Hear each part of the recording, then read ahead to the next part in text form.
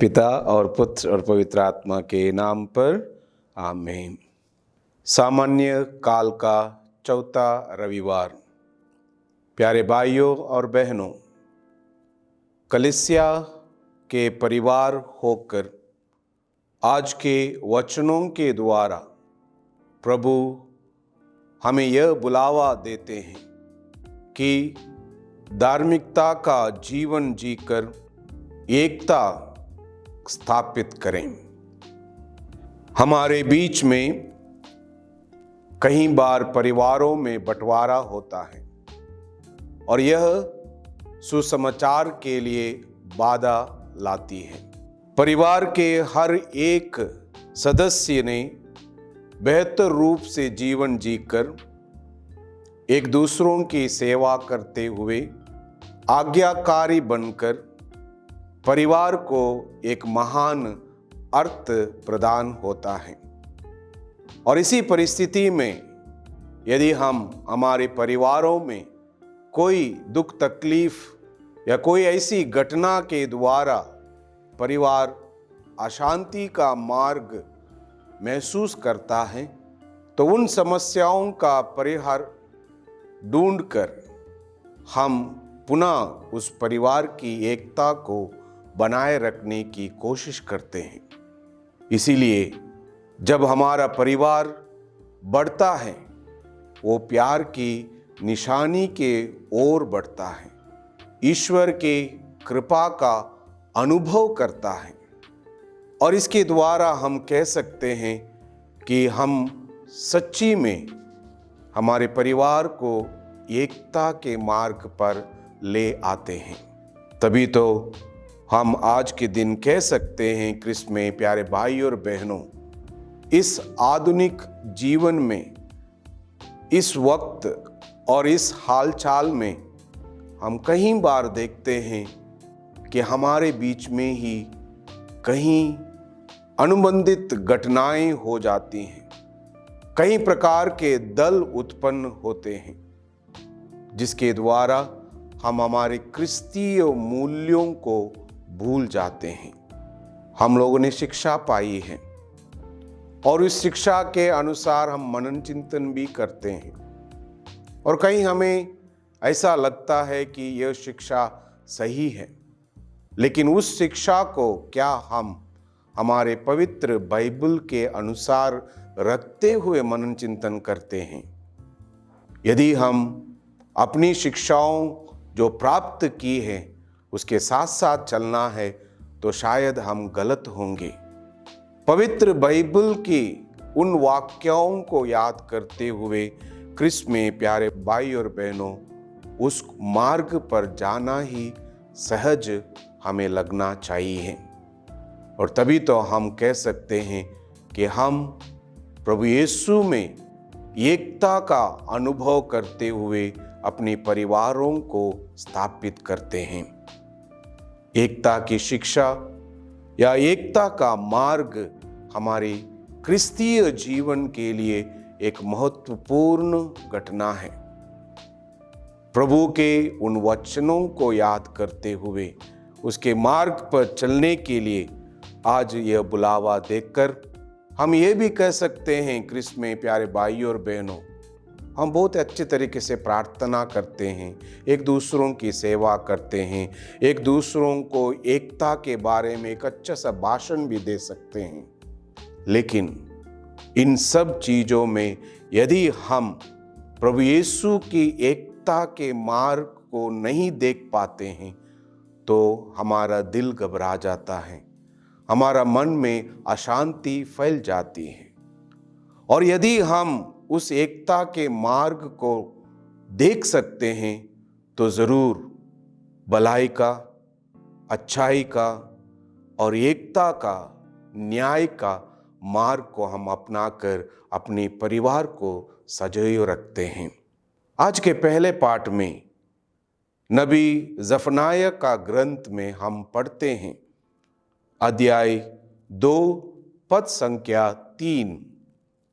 ईश्वर के आदेश पर चलने वाले देश भर के विनम्र लोगों, धार्मिकता का तथा विनम्रता की साधना करो। तब ईश्वर के क्रोध के दिन तुम संभवतः सुरक्षित रह सकोगे। भलाई, अच्छाई, न्याय और एकता ईश्वर की दृष्टि में और हम सबों के दृष्टि में बहुत मायने रखता है। इसलिए जफनाया हमसे कहते हैं कि ईश्वर के आदेश पर चलना और उसके बातों को मानते हुए आगे बढ़ना हमारे लिए सुरक्षित समय है या सुरक्षित वातावरण है।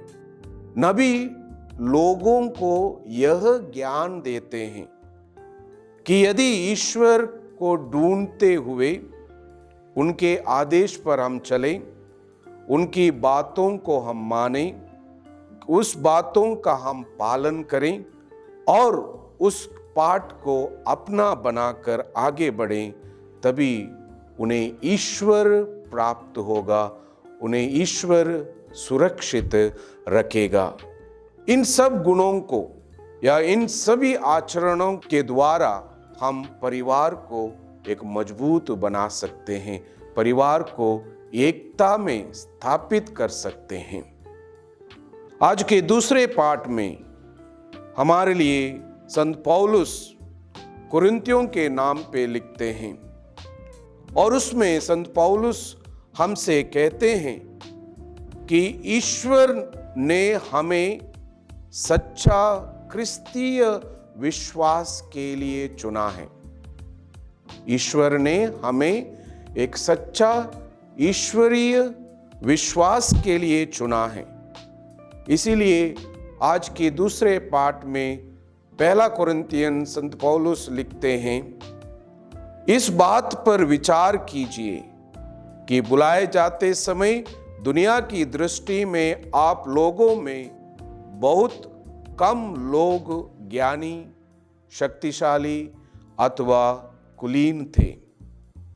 ज्ञानियों को लज्जित करने के लिए ईश्वर ने उन लोगों को चुना है जो दुनिया की दृष्टि में मूर्ख हैं।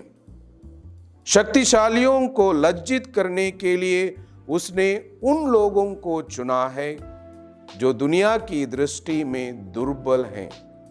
जी हाँ, क्रिस्त में प्यारे भाई और बहनों, संत पौलुस यदि हमें किसी से गर्व करना है तो हमें उस क्रिस्त से गर्व करना है, क्योंकि आज उनके द्वारा हम सब उसी विश्वास में चुने गए हैं। हम अज्ञान थे, हमें ना समझते, लेकिन फिर भी हम लोगों में वो ज्ञान आया, वो समझदारी आई और हम आज विशेष कर उसके उस प्रचार के लिए चुने गए हैं, जो प्रचार हम अक्सर हमारे परिवारों के द्वारा शुरू करते हैं और कलीसिया में मिलजुल कर एक अच्छी स्थापना करते हुए एकता की घोषणा करते हैं।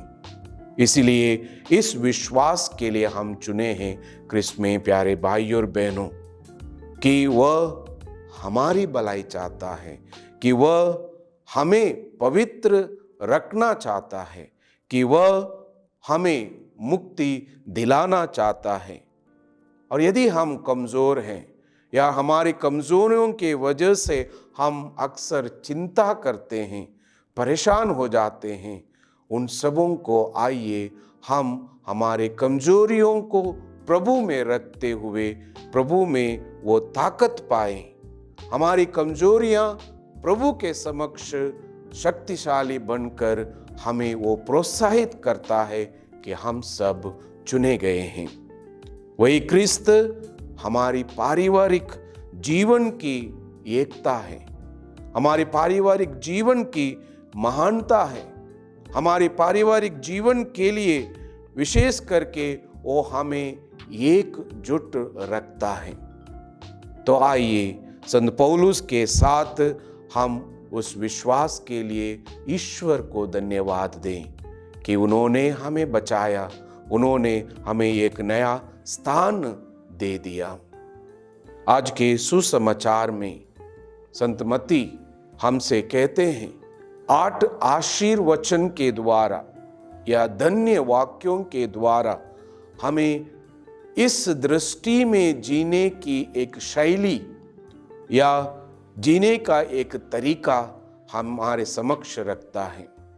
इसलिए इन 8 आशीर्वचन हमारे जीवन की शैली बनने के लिए प्रार्थना भी करें कि सबसे पहला 4 आशीर्वचन हमें आनंद की बातें बतलाता है कि यदि हमारी आत्मा गरीब है, हमारे जीवन में धर्मियों की कमी है, हम सज्जन जीवन नहीं जीते हैं, इन सबों की खुशी के लिए हम प्रार्थना करें कि ईश्वर कहते हैं कि यदि हम धन्य हैं जब हम परमेश्वर के लिए अपनी आवश्यकताओं को जानते हुए और प्रतिदिन उसकी इच्छा पूरी करने के लिए कार्य करें।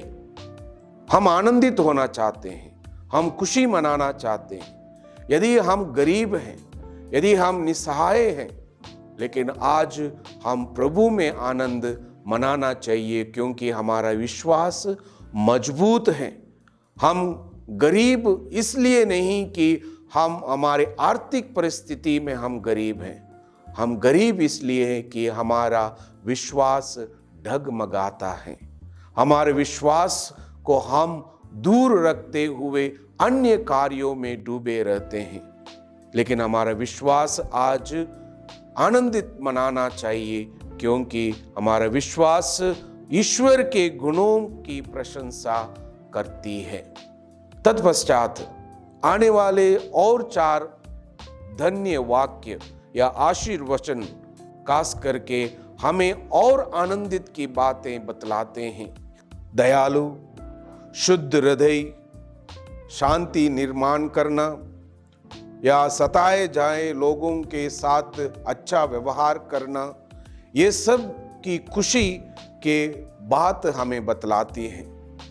ये खुशी हम कब मिलेगी, किस वक्त मिलेगा, और यह हमें प्रभु बताते हैं कि हम लोगों की मृत्यु के बाद हम इन चीज़ों का आनंद उठा पाएंगे और इन चीज़ों के साथ हम लोग खुशी मना पाएंगे क्योंकि इन आशीर्वचनों के द्वारा हम प्रभु के उस एकता को हमारे दैनंदिन जीवन में पा सकेंगे।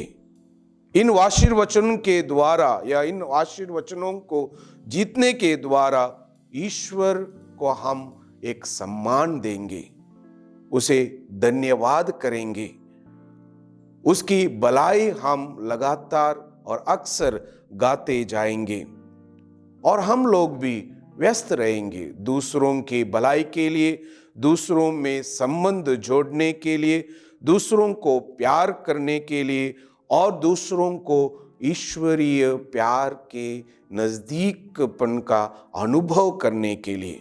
यानी भेदभाव छोड़ेंगे, लड़ाई झगड़ा त्याग देंगे और विशेष करके बंटवारे की बातों को हम नकार देंगे क्योंकि प्रभु यीशु में हम एक हो सकते हैं और एक हो जाते हैं।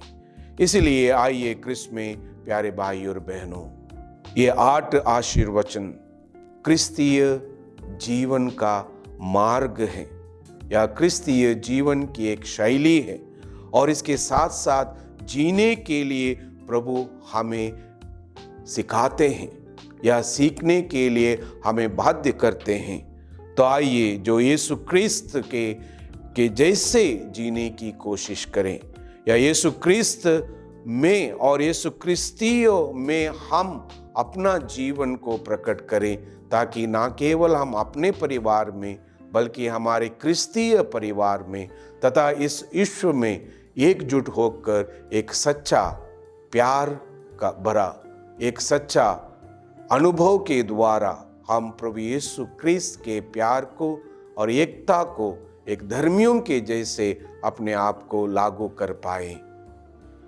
हम प्रभु को आज दिन धन्यवाद देते हैं और धन्यवाद दें ताकि इस शिक्षा के द्वारा हम धार्मिकता का मार्ग को अपनाएं और हमारे परिवारों को, हमारे समाज को, हमारे देश को एक परिवार के जैसे स्थापित कर ईश्वर का गुणगान करें। पिता और पुत्र और पवित्र आत्मा के नाम पर आमीन।